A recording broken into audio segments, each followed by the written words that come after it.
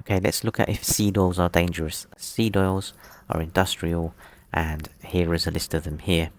And these are the oils that you'll find in all of the processed food that we eat today. We have to be really cautious about this.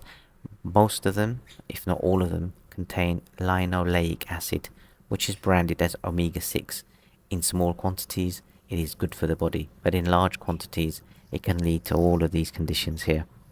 So in industrial countries, 20% of the calories that we eat comes from linoleic rich oils.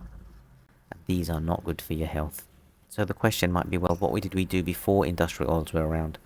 Well, we used to stick with butter, animal fats, and natural oils that we could get access to as human beings. Well, I can't eliminate them from my diet, so the obvious answer is reduce as much of them as possible. Make a conscious effort to understand where this is coming from and reduce it in your diet. Replace with natural oils and even use limited quantities of those, and make sure that you are not eating anything processed. Processed food is very, very dangerous for you.